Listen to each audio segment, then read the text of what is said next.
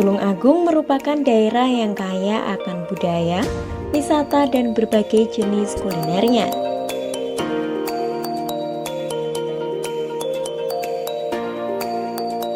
Kota yang biasa dijuluki Kota Marmer ini menyimpan berbagai macam makanan tradisional. Salah satu makanan tradisional yang masih eksis sampai saat ini adalah tape singkong. Siapa yang tak tahu tape singkong? Makanan hasil fermentasi ini sangat populer di Jawa, terutama Jawa Timur dan Jawa Barat. Rasa manis serta tekstur yang unik menjadikan tape singkong disukai semua kalangan usia.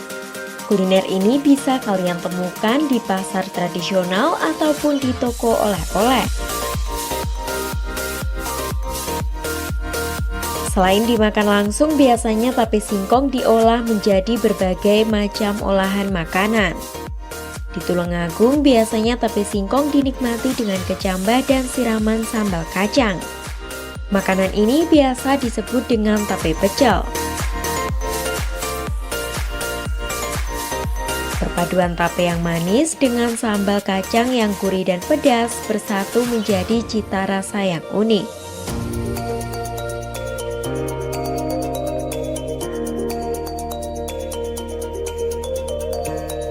Singkong sendiri merupakan bahan pangan yang sudah menjadi alternatif makanan pokok sebagian masyarakat Indonesia, karena mudah ditemukan di mana saja.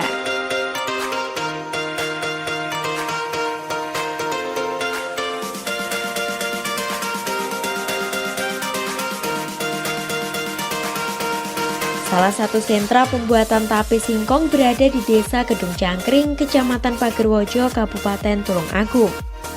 Usaha turun-temurun ini dikelola kembali oleh Bapak Hamzah sejak tahun 2016. Anda pasti penasaran kan bagaimana proses pembuatan tape yang berawal dari singkong keras bisa berubah menjadi tape yang lembut? Mari kita lihat proses pembuatannya. Proses pertama adalah tahap pengupasan. Bukan perkara sulit, namun dibutuhkan ketelitian agar daging singkong tidak ikut terbuang. Cukup gunakan pisau atau alat kupas dan daging singkong putih akan didapat. Untuk mendapatkan kualitas tape yang baik, pemilihan singkong pun juga harus yang berkualitas. Jenis singkong yang digunakan Pak Hamzah untuk membuat tape adalah singkong kuning dan singkong putih. Ketika mentah, singkong kuning dan putih memang hampir sama. Namun ketika matang, ternyata singkong putih dan kuning mempunyai tekstur yang berbeda. Ada dua jenis singkong yang digunakan, yaitu singkong mentega sama singkong putih. Perbedaannya ke singkong kuning sama putih itu perbedaannya kalau putih itu biasanya untuk konsumsi buat es, buat roti, tapi kalau kuning itu dikonsumsi langsung karena teksturnya itu lebih keras kalau kuning, tekstur daripada tape.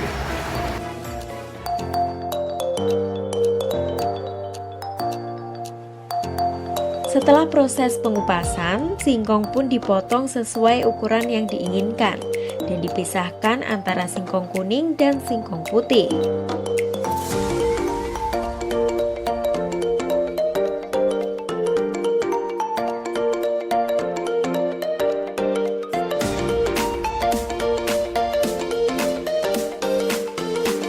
Kemudian singkong dicuci sampai bersih. Jangan sampai ada sedikit pun sisa-sisa tanah yang menempel di singkong.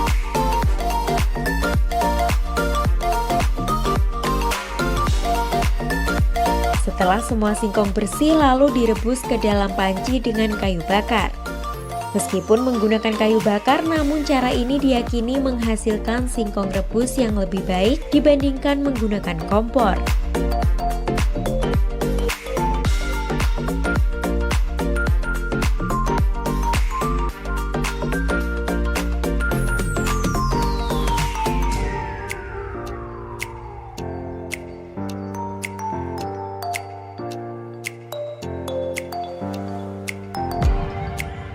singkong yang telah matang setelah direbus kemudian diletakkan di tempat terbuka agar cepat dingin. Hal ini bertujuan agar pada saat pemberian ragi tape tekstur singkong tidak rusak.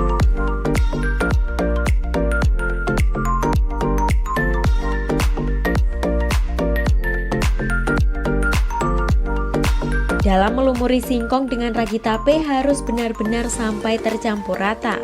Karena jika tidak merata, fermentasi tape menjadi tidak sempurna.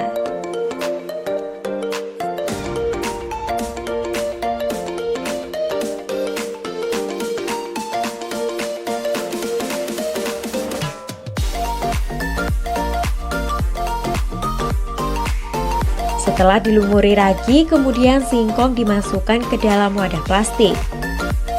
Fermentasi singkong biasanya memerlukan waktu sehari semalam bahkan lebih. Hal ini bertujuan untuk mendapatkan tekstur tape yang lembut dan kesat.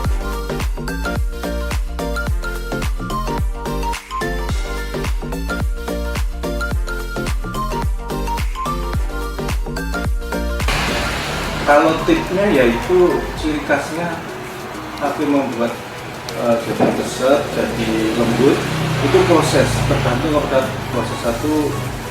Yang pertama yaitu kebersihan prosesnya itu.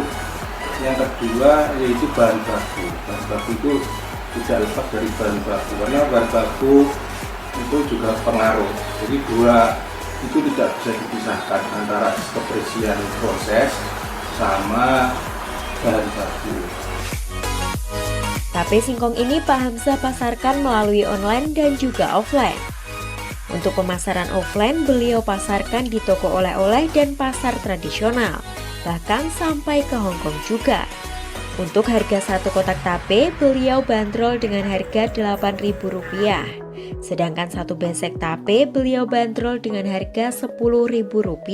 Nomor dari Hong Kong itu tahunya dari internet, dari website gitu. Saya iseng-iseng membuat blogspot Tape Rejo.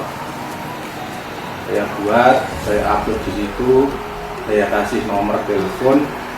Nah, orang-orang itu yang ada di luar negeri, TKI yang ada di luar negeri, itu istilahnya pengen produk dari Jawa, khususnya tape, itu browsing-browsing muncul Tape Rejo. Itu ada kontak teleponnya, baru komunikasi lewat telepon. Kalau di kilo kemarin kisaran 40-50 besek. Sekitar itu. Kalau di kilo ya antara 30-an kilo. Setiap hari Kamis gitu ya, Kamis sore. Semenjak pandemi ini ya karena situasi kondisi ya pandemi, mungkin pembatasan tidak bisa keluar masuk luar negeri. Untuk pandemi ini masih belum ke sana lagi. Semasa pandemi. Fakta menarik dari kudapan ini adalah kandungan gizinya yang tak kalah dari makanan fermentasi lainnya, seperti yogurt, keju, tahu, dan tempe. Tape singkong ini mengandung sejumlah nutrisi yaitu kalori, protein, karbohidrat, kalsium, fosfor, dan air. Tape singkong ternyata menyimpan berbagai manfaat. Di antaranya dapat menghangatkan badan, menjadi sumber energi, mencegah anemia, menguatkan tulang, melancarkan pencernaan, membantu menurunkan berat badan, dan masih banyak lagi manfaat lainnya. Meski memiliki banyak manfaat, dalam mengonsumsi tape singkong juga tidak boleh berlebihan. Dalam sehari, batas mengonsumsi tape singkong adalah 50 gram. Karena proses fermentasi tape singkong menghasilkan sedikit kandungan alkohol. Meskipun di zaman modern seperti ini tape singkong masih tetap digemari banyak orang, tetapi kita harus tetap melestarikan makanan tradisional ini agar tak hilang di telan zaman.